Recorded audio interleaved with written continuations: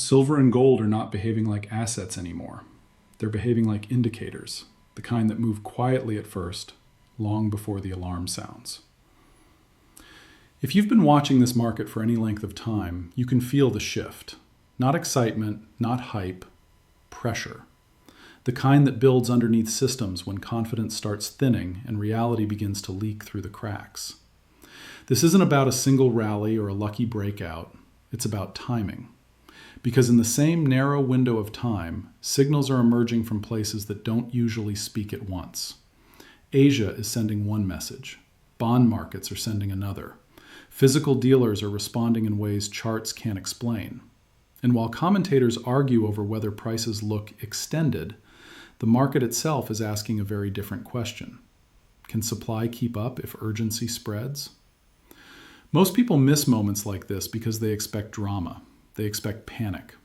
But the early phase of real change doesn't look loud. It looks subtle, uneven, easy to dismiss, until it isn't.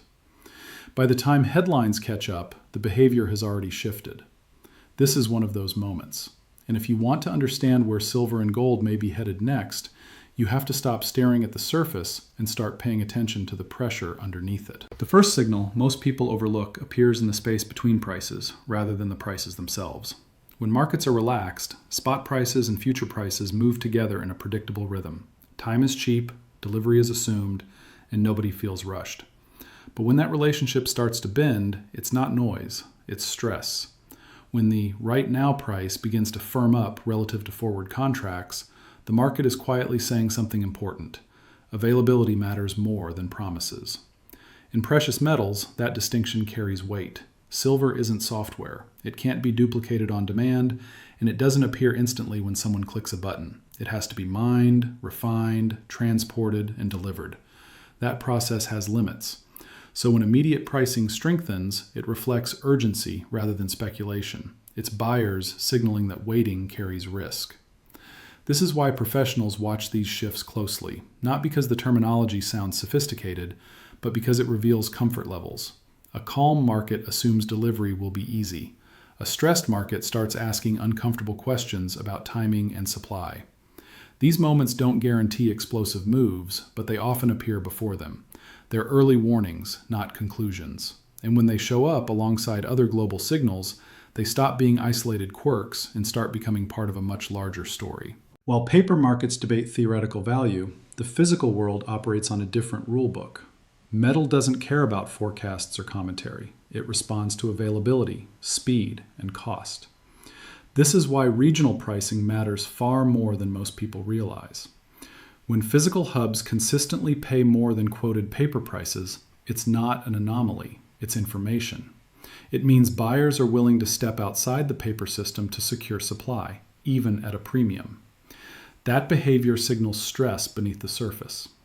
For years, the dominant narrative assumed the paper quote represented reality, but physical demand exposes the flaw in that assumption. When the gap between quoted prices and real-world transaction prices persists, it tells you price discovery is shifting. The market is quietly voting with action rather than opinion. Asia plays an outsized role here because of scale. Scale of manufacturing, scale of consumption, and scale of capital that can move quickly when conditions change. When physical demand intensifies in these regions, it has ripple effects that don't stay local. It tightens global supply chains and challenges the comfort of markets elsewhere. This is how structural shifts begin, not with declarations, but with repeated behavior that refuses to align with the old model. Another reason this moment feels different is the way price pullbacks are behaving. In a market that's topping out, declines tend to feel heavy and final. Buyers disappear, confidence drains, and each bounce looks weaker than the last. That's not what we're seeing here. Instead, setbacks are brief and shallow, followed by renewed interest. That pattern suggests pressure is being released rather than demand collapsing. It looks less like exhaustion and more like repositioning. This is what happens when an asset has been undervalued for a long time and begins adjusting to new realities.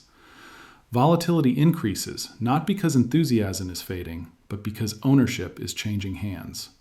Weaker conviction exits, stronger conviction steps in. This transition phase often confuses observers because it doesn't match the clean narratives people expect. Commentators oscillate between calling the move finished and calling it dangerous, while the underlying structure quietly improves. Each dip becomes a test of supply rather than a vote of no confidence. And when those tests keep failing to break the market, it tells you something important.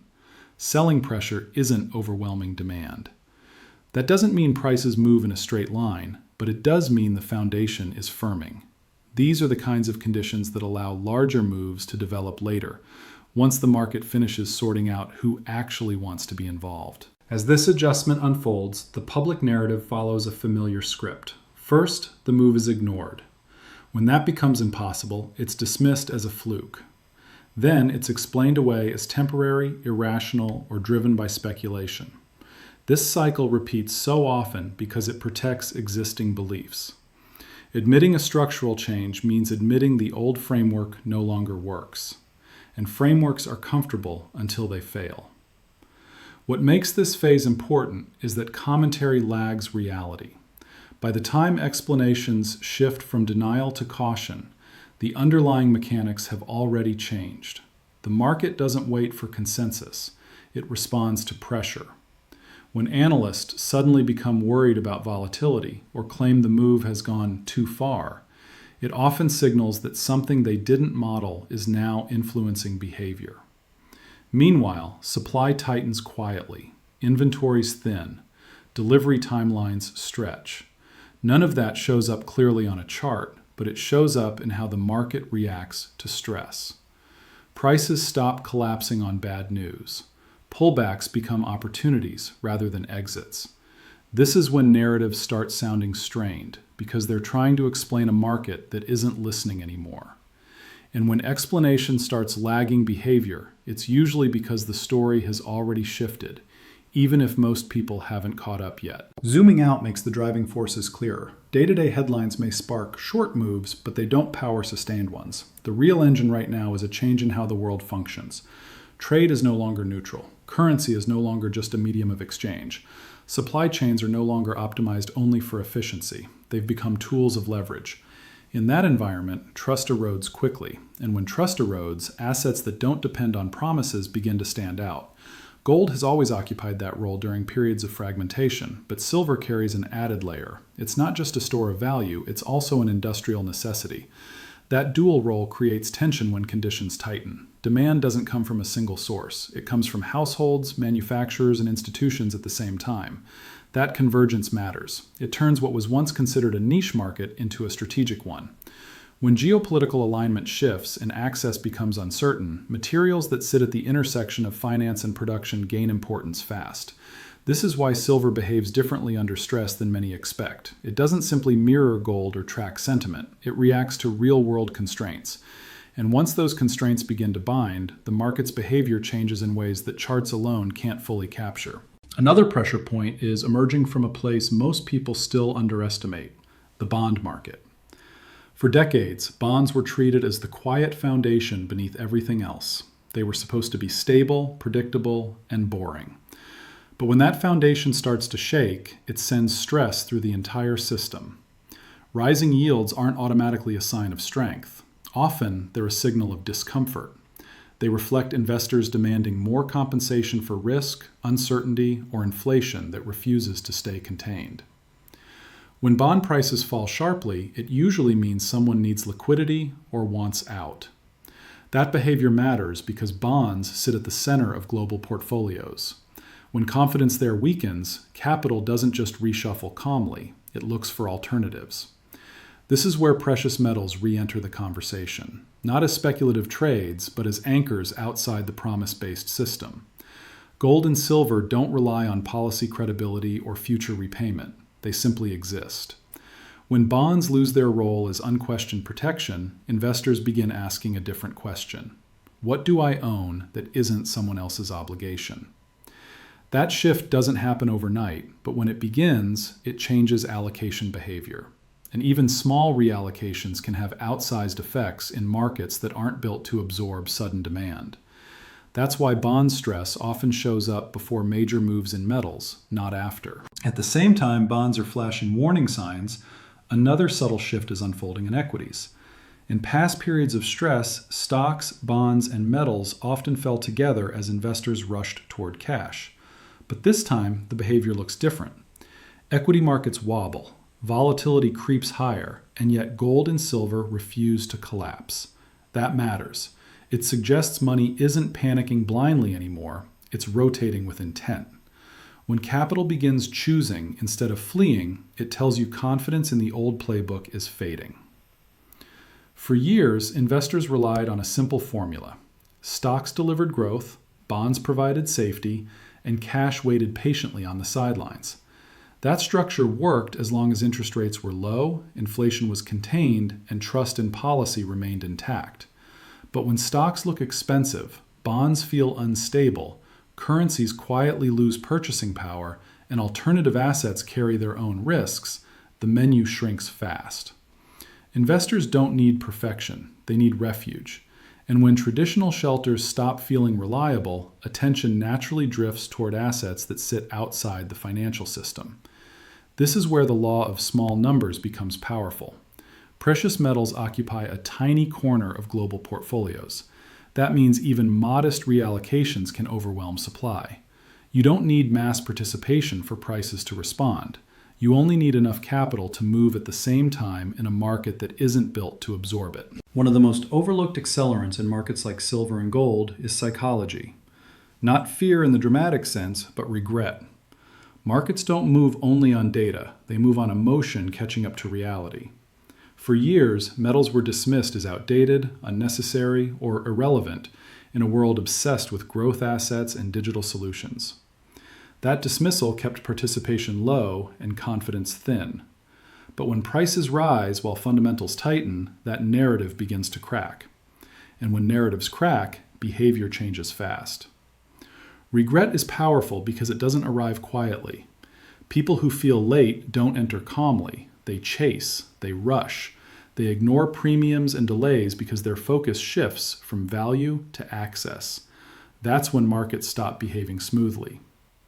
Silver, in particular, is vulnerable to this dynamic because it sits at the intersection of affordability and scarcity.